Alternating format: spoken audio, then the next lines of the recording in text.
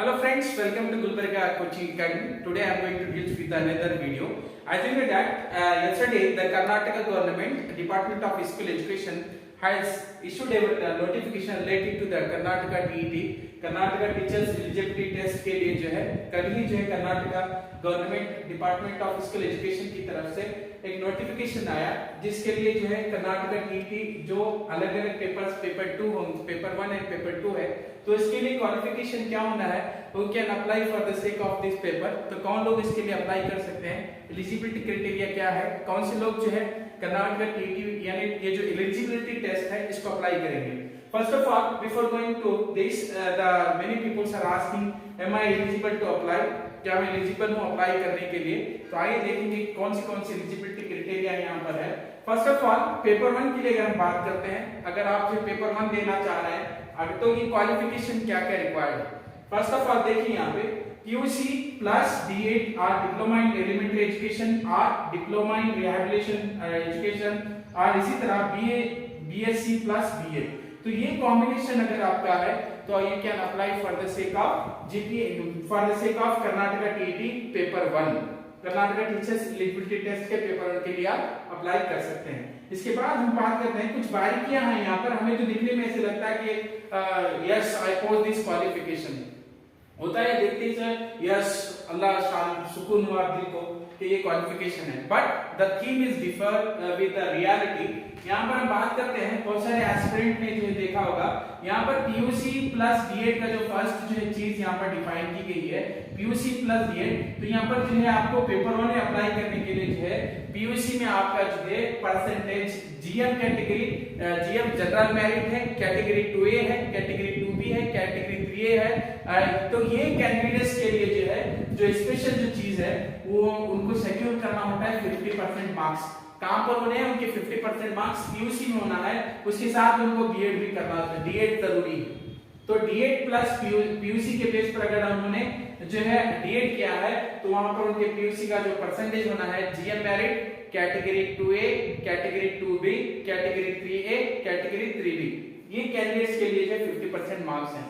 अगर SC ST या इसी तरह जो फिजिकल हैंडीकैप है तो उनके लिए जो है 45 मार्क्स एग्रीगेट परसेंटेज आपका PUC में होना चाहिए। अगर आप PUC प्लस D8 PUC और D8 की बुनियाद पर दे रहे हैं, यानी PUC plus diploma in elementary education की बुनियाद पर अगर आप दे रहे हैं। इसी तरह अगर हम बात करते हैं रिहैबिलिटेशन डिप्लोमा PUC की बेस पर कर रहे हैं तो ये कंडीशन उसके लिए अप्लाई होगी।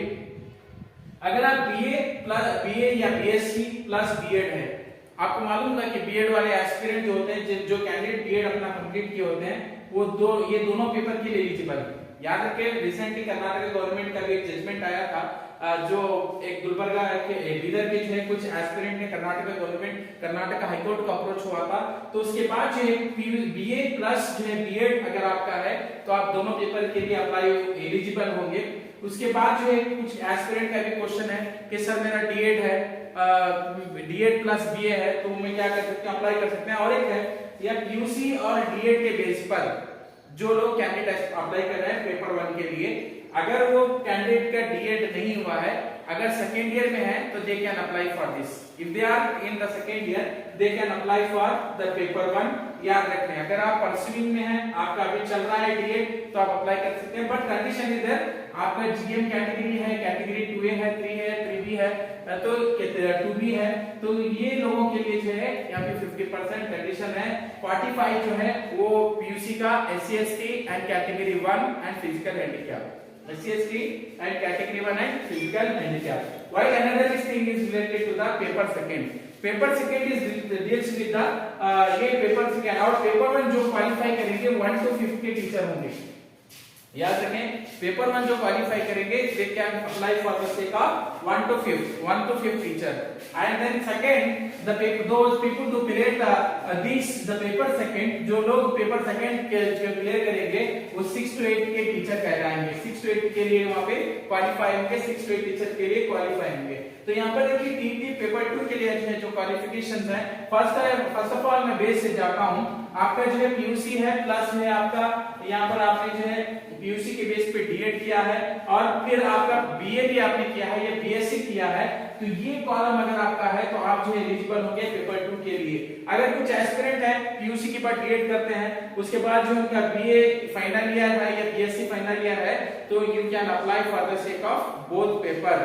अगर आपका जो है पीयूसी के बाद आपने डीएड किया, फिर जो है बीए पढ़ रहे हैं या बीएससी बैचलर डिग्री कोई और है, उसमें जो है आपका जो है 6th सेम चल रहा है, तो आप 5th सेम में इंटर होते ही अप्लाई कर सकते हैं। 3rd ईयर फाइनल ईयर में आप जैसे पहुंचेंगे इन दोनों पेपर 1 और पेपर 2 दोनों के लिए एलिजिबल होंगे। उसके बाद हम बात करते हैं नेक्स्ट, याद रहे पीयूसी अगर प्लस डीएड पास है तो आपका पीयूसी का परसेंट 50% होना जरूरी है।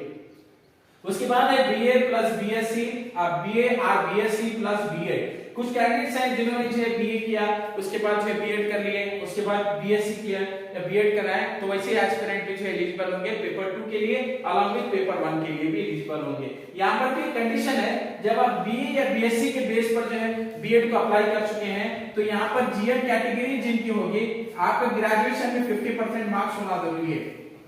आपको एक कंडीशन भी याद होगी, बीएड में एडमिशन के लिए 50% मार्क्स आपके ग्रेजुएशन के कंपलसरी हैं। इसी तरह टीटी अप्लाई करने के लिए भी आपको जो है 50% जो है आपके बैचलर डिग्री में आपके ग्रेजुएशन में होना है, while we are applying with the graduation plus BEd. तो यहाँ पर एक कंडीशन है 45 की कंडीशन जो है ये as same SC ST and category 1 plus जो है आपके जो है फिजिकल हैंडीकैप और स्पेशली नीड्स और डिसेबल पर्सन जिसको हम कहते हैं, उनके लिए 45% यहाँ पर कंडीशन है। ये कंडीशंस किसके लिए है?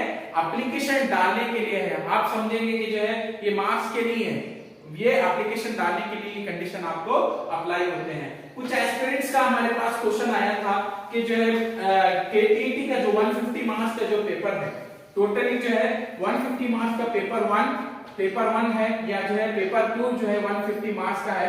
तो इन पेपर्स के अंदर जो हम देखते हैं यहाँ पर अलग अलग पेपर 1 की बात करते हैं, तो पेपर 1 में जो है language 1 L1 and the next 2 language 2 होती है, प्लस जो है थर्ड जो कोई आता है, उसके बाद साइकोलॉजी है,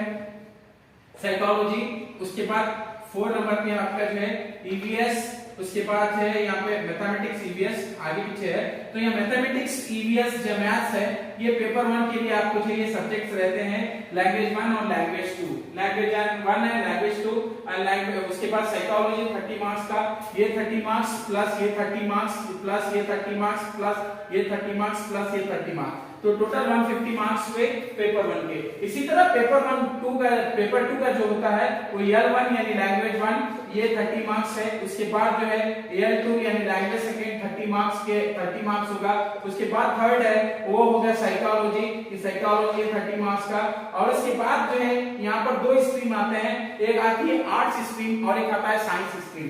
बीए प्लस बीएड जो लोग होते हैं उनके लिए एसएस सोशल साइंस जो है वो 60 मार्क्स का होगा प्लस इंक्लूडिंग द पेडागोजी। अगर कोई कैंडिडेट जो है बीएससी प्लस बीएड है तो उसको जो है साइंस और जो है मैथ्स दोनों मिलाकर जो है यहाँ पर 60 मार्क्स का होगा।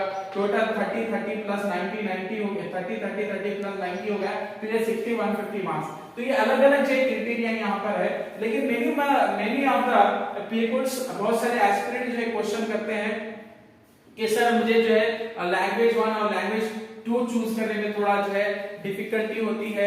आई am very comfortable with the English language but I am unable to deals with the Urdu, I am unable to deals with the Kannada. तो यहाँ पर जो है अलग अलग सॉल्व कर आपकी मैं प्रॉब्लम सॉल्व कर देता हूँ। आप लैंग्वेज 1 और लैंग्वेज 2 जो भी चूज करते हैं, बट एक कंडीशन ये है कि जब भी आप ये लैंग्वेज 1 लैंग्वेज 2 चूज करें, आपको ये जो है 1 to 10 में पढ़ना होगा या पीयूसी में पढ़े एटलीस्ट ग्रेजुएशन में। तो ये लैंग्वेज 1 2 आप जो है यही लैंग्वेजेस को रख सकते हैं जो आपने ग्रेजुएशन में पढ़ा, पीयूसी में पढ़ा या एसएसएलसी में पढ़ा। यहाँ पर आपके एकेडमिक कहेंगे, आपके एकेडमिक में लैंग्वेजेस नहीं है, मैं रखना चाहती हूँ तो आपको नहीं रखना दे दिया जाएगा, because it should be deals with your academic. आपके मार्क्स कार्ड में कहीं तो भी जो है लैंग्वेज 1 और लैंग्वेज 2 एंटर होने चाहिए। फॉर एग्जांपल उर्दू मीडियम है तो उर्दू रख सकते हैं लैंग्वेज 1, इसी तरह लैंग्वेज 2 जो है आप कन्नड़ा भी रख सकते हैं, इंग्लिश भी रख सकते हैं। इसी तरह साइकोलॉजी तो psychology is common for all and English is also common for all and the next mathematics is also common for all. And now next we are moving to the next thing, हम अगली कड़ी की तरफ बढ़ते हैं तो ये इसी तरह पेपर 2 के लिए जो लैंग्वेज 1 और लैंग्वेज 2 है ये इसी के लिए भी सेम केस है। आपको ये पेपर जो है आपको ये लैंग्वेज आपको पढ़नी होगी, आपको एटलीस्ट जो है कहीं तो भी आपके एकेडमिक में लैंग्वेज 1 लैंग्वेज 2 पढ़ना है। उसके बाद आपका जो है साइकोलॉजी सेम जो है 30 मार्क्स रहेगा आपको सभी के लिए, कॉमन साइंस एस्पिरेंट हो या आर्ट्स एस्पिरेंट हो।